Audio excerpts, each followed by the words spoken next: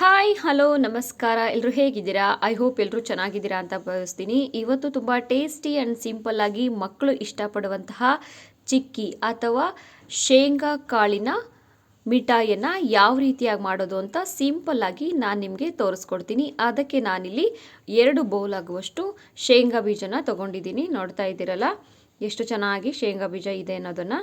So ನಾನು ಇದನ್ನು ಮೊದಲೇದಾಗಿ ತವಾ ಬಿಸಿ ಇದೆಯಾ ಅಂತ ಸ್ವಲ್ಪ ನೋಡ್ಕೊಬಿಟ್ಟು ತವಾ ಬಿಸಿ ಆದ ತಕ್ಷಣವೇ ಶೇಂಗಾನ ಮೀಡಿಯಮ್ ಫ್ಲೇಮಲ್ಲೇ ಚೆನ್ನಾಗಿ ನಾವು ಹುರ್ಕೋಬೇಕು. ಯಾಕಂದರೆ ಅದು ತುಂಬ ಸೀದ್ಬಿಡುತ್ತೆ ಜಾಸ್ತಿ ಫ್ಲೇಮ್ ಇಟ್ಬಿಟ್ರೆ. ಸೊ ಅದಕ್ಕೋಸ್ಕರ ತುಂಬ ಹದವಾಗಿ ಮೀಡಿಯಮ್ ಫ್ಲೇಮಲ್ಲೇ ನೋಡಿ ಈ ರೀತಿಯಲ್ಲಿ ಈ ಹದಕ್ಕೆ ನಾವು ಹುರ್ಕೋಬೇಕು. ನೋಡಿದ್ರಲ್ಲ, ಮೀಡಿಯಮ್ ಫ್ಲೇಮಲ್ಲೇ ಶೇಂಗಾ ತುಂಬ ಚೆನ್ನಾಗಿ ಹುರಿದಿದೆ.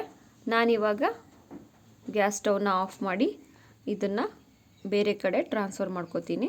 ಒಂದು ತಟ್ಟೆಗೆ ಅಥವಾ ಮರಕ್ಕೆ ಟ್ರಾನ್ಸ್ಫರ್ ಮಾಡ್ಕೋತೀನಿ. ಯಾಕಂದರೆ ಸ್ವಲ್ಪ ತಣ್ಣಗೆ ಆದಮೇಲೆ ಅದು ಸಿಪ್ಪೆ ಇರುತ್ತಲ್ಲ, ಶೇಂಗಾ ಸಿಪ್ಪೆ, ಅದು ರಿಮೂವ್ ಮಾಡಬೇಕು. ನೋಡಿದ್ರಲ್ಲ ಯಾವ ರೀತಿಯಾಗಿ ಹದವಾಗಿ ಮೀಡಿಯಮ್ ಫ್ಲೇಮಲ್ಲಿ ಹುರ್ಕೊಂಡಿದ್ದೀವಿ ಅನ್ನೋದನ್ನು. ಅದು ತಣ್ಣಗಾದಮೇಲೆ ಈ ಥರ ಸ್ವಲ್ಪ ಪುಡಿ ಮಾಡಿದ ತಕ್ಷಣವೇ ಅದ್ರ ಸಿಪ್ಪೆ ಬಿಟ್ಬಿಡಬೇಕು. ಆ ಹದಕ್ಕೆ ನಾವು ಹುರಿದಿಟ್ಟಿದ್ದೀವಿ. ಸ್ವಲ್ಪ ತಣ್ಣ ಆಗಲಿಕ್ಕೆ ಬಿಡೋಣ. ತಣ್ಣಗಾಗಿದೆ, ಆರಿದೆ. ನೋಡ್ತಾ ಇದ್ದೀರಲ್ಲ, ಈ ಥರ ಕೈಯಲ್ಲೇ ಟ್ವಿಸ್ಟ್ ಮಾಡಿದ್ರೆ ಸಿಪ್ಪೆ ಚೆನ್ನಾಗಿ ಬಿಡ್ಕೋಬೇಕು. ತುಂಬ ಚೆನ್ನಾಗಿ ಹುರಿದಿದೆ. ನೋಡಿದ್ರಲ್ಲ, ಚೆನ್ನಾಗಿ ಬೇಳೆ ಆಗ್ತಾಯಿದೆ. ಈ ಹದಕ್ಕೆ ಹುರಿದಾಗ ಮಾತ್ರ ಈ ಥರ ಚೆನ್ನಾಗಿ ಬೇಳೆ ಆಗುತ್ತೆ, ಸಿಪ್ಪೆಯು ಸಹ ಚೆನ್ನಾಗಿ ಬಿಟ್ಕೊಳ್ಳುತ್ತೆ. ನೋಡಿದ್ರಲ್ಲ, ಫೈನಲಿ ನಾನು ತಣ್ಣಗಾದ ನಂತರ ಸಿಪ್ಪೆನ ತೆಗೆದು ಶೇಂಗಾನ ಬೇಳೆಯಾಗಿ ಮಾಡ್ಕೊಂಡಿದ್ದೀನಿ. ಸಿಪ್ಪೆ ರಿಮೂವ್ ಆದ ತಕ್ಷಣ ಅದು ಚೆನ್ನಾಗಿ ಬೇಳೆಯಾಗಿ ಬಂದಿರುತ್ತೆ. ನೋಡಿ, ಈ ಹದಕ್ಕೆ ಮೀಡಿಯಮ್ ಫ್ಲೇಮಲ್ಲಿ ಚೆನ್ನಾಗಿ ಹುರ್ಕೊಬಿಡಬೇಕು. ಇನ್ನೊಂದು ಕಡೆ ಪಾನಕಕ್ಕೆ ರೆಡಿ ಮಾಡ್ಕೊಬಿಡೋಣ. ಬೆಲ್ಲದ ಪಾಕಕ್ಕೆ ನಾನಿಲ್ಲಿ 1 ಗ್ಲಾಸಷ್ಟು ನೀರನ್ನು ತಗೊಂಡಿದ್ದೀನಿ. ನೀರು ಸ್ವಲ್ಪ ಕುದೀತಾ ಇದೆ ಅಂದಾಗ ನಾನು ಪುಡಿ ಮಾಡಿ ಇಟ್ಟಿರುವಂತಹ 1 ಬೌಲಷ್ಟು ಬೆಲ್ಲನ ತಗೊಂಡಿದ್ದೀನಿ.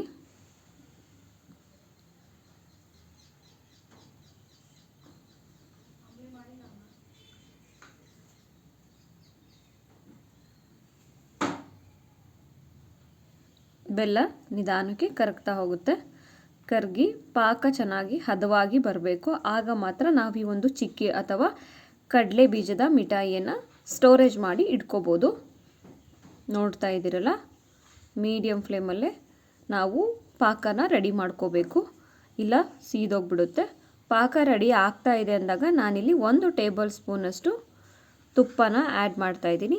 ತುಪ್ಪ ಇಲ್ಲ ಅಂದವರು ಅಥವಾ ತುಪ್ಪ ಬೇಡ ಅಂದವರು 1 ಟೇಬಲ್ ಸ್ಪೂನ್ ಅಥವಾ 2 ಟೇಬಲ್ ಸ್ಪೂನಷ್ಟು ಅಡುಗೆಗೆ ಬಳಸುವಂತಹ ಎಣ್ಣೆನೂ ಸಹ ಆ್ಯಡ್ ಮಾಡ್ಕೋಬೋದು. ತುಪ್ಪ ಆರೋಗ್ಯಕ್ಕೆ ತುಂಬ ಒಳ್ಳೆಯದು, ಹೆಲ್ದಿ ಫ್ಯಾಟ್. ಸೊ ನಾನು 1 ಟೇಬಲ್ ಸ್ಪೂನಷ್ಟು ತುಪ್ಪನ ತೊಗೊಂಡಿದ್ದೀನಿ. ತುಂಬ ಟೇಸ್ಟಿಯಾಗಿ ಬರುತ್ತೆ ಚಿಕ್ಕಿ ಅಥವಾ ಕಡಲೆ ಮಿಠಾಯಿ, ಶೇಂಗಾ ಮಿಠಾಯಿ. ಸೊ ಅದಕ್ಕೋಸ್ಕರ ತುಪ್ಪನ ಆ್ಯಡ್ ಮಾಡ್ತೀವಿ.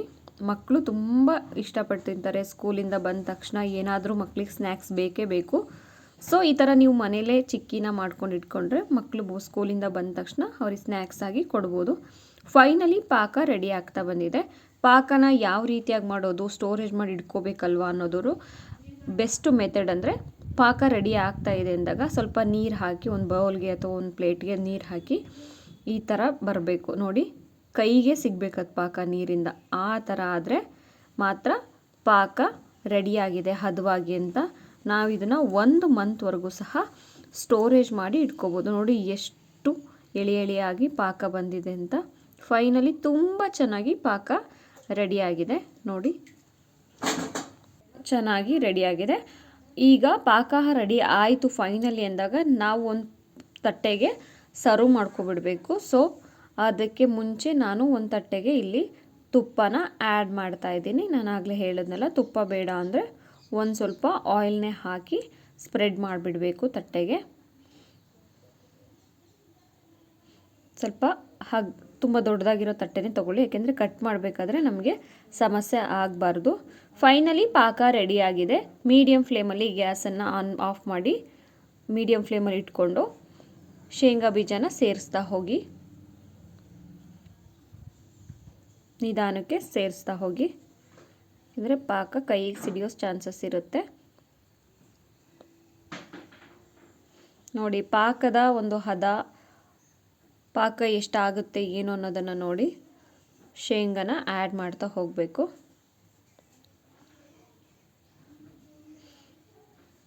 ತುಂಬ ಟೇಸ್ಟಿಯಾದಂತಹ ಒಂದು ಚಿಕ್ಕಿ, ತುಂಬ ಹೆಲ್ತಿಗೂ ಸಹ ತುಂಬ ಒಳ್ಳೆಯದು. ಮಕ್ಕಳ ಬೆಳವಣಿಗೆಗೆ ಈ ಒಂದು ಶೇಂಗಾ ಇರ್ಬೋದು, ಬೆಲ್ಲ, ತುಪ್ಪ ಮಕ್ಕಳ ಹೆಲ್ದಿ ಒಂದು ಆರೋಗ್ಯಕ್ಕೆ ತುಂಬ ಒಳ್ಳೆಯದು. ಫೈನಲಿ ಗ್ಯಾಸ್ ಸ್ಟವ್ ಆಫ್ ಮಾಡಿ ನಾವು ಚಿಕ್ಕಿ ಫೈನಲಿ ರೆಡಿ ಆಯಿತು. ಚೆನ್ನಾಗಿ ಹದವಾಗಿ ಬೆಲ್ಲದ ಪಾನಕದ ಜೊತೆಗೆ ಶೇಂಗಾ ಬೀಜಗಳನ್ನು ಮಿಕ್ಸ್ ಮಾಡಿ ತಟ್ಟೆಗೆ ಸರ್ವ್ ಮಾಡ್ಕೋಬೇಕು. ಇದು ನಮಗೆ ಯಾವ ಶೇಪಲ್ಲಿ ಬೇಕೋ ನಾವು ಆ ರೀತಿ ಕಟ್ ಮಾಡ್ಕೋಬಹುದು. ನೋಡಿ ಈ ಥರ ಬಿಸಿಯಾಗಿರಬೇಕಾದ್ರೆ ಸ್ಪ್ರೆಡ್ ಮಾಡಿಬಿಡಬೇಕು.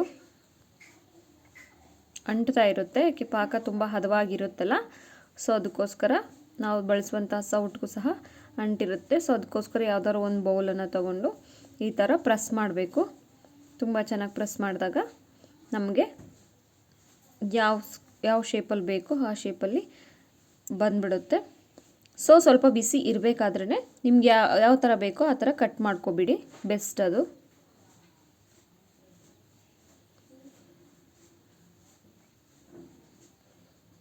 ಆ್ಯಕ್ಚುಲಿ ಆಚೆ ತಿಂಡಿಗಳು ಮಕ್ಕಳು ತಿಂದು ಹೆಲ್ತ್ ಹಾಳು ಮಾಡ್ಕೊಳೋದ್ಕಿಂತ ಮನೆಯಲ್ಲೇ ಅಮ್ಮಂದರು ಈ ಥರ ಸಿಂಪಲ್ ಮೆಥಡಲ್ಲಿ ಮನೇಲಿರುವಂಥ ಇಂಗ್ರೀಡಿಯೆಂಟ್ಸ್ಗಳನ್ನೇ ಬಳಸ್ಕೊಂಡು ಈ ಥರ ಚಿಕ್ಕಿಗಳನ್ನು, ಚಕ್ಲಿಗಳನ್ನು, ನಿಪ್ಪಟ್ಟು ಈ ಥರನ ಮಾಡಿಡ್ಬೋದು. ನಾನು ನೆಕ್ಸ್ಟು ವಿಡಿಯೋದಲ್ಲಿ ಮನೆಯಲ್ಲೇ ಚಕ್ಲಿನ ಯಾವ ರೀತಿಯಾಗಿ ಮಾಡೋದು ಅಂತ ತೋರಿಸ್ಕೊಡ್ತೀನಿ. ನೋಡೋದ್ರಲ್ಲ, ಈ ರೀತಿಯಾಗಿ ಕಟ್ ಮಾಡ್ಕೊಬಿಡಬೇಕು. ಕಟ್ ಮಾಡಾದಮೇಲೆ ಸ್ವಲ್ಪ ತಣ್ಣಗಾಗತ್ತೆ ಬಿಟ್ಟರೆ ಈ ರೀತಿಯಾಗಿ ಚಿಕ್ಕಿ ರೆಡಿಯಾಗುತ್ತೆ. ನೋಡಿದ್ರಲ್ಲ, ತುಂಬ ಟೇಸ್ಟಿ, ಹೆಲ್ದಿ, ಮಕ್ಕಳು ಇಷ್ಟಪಡುವಂತಹ ಚಿಕ್ಕಿ ಅಥವಾ ಶೇಂಗಾ ಬೀಜದ ಮಿಠಾಯಿ ರೆಡಿಯಾಗುತ್ತೆ. ಧನ್ಯವಾದ.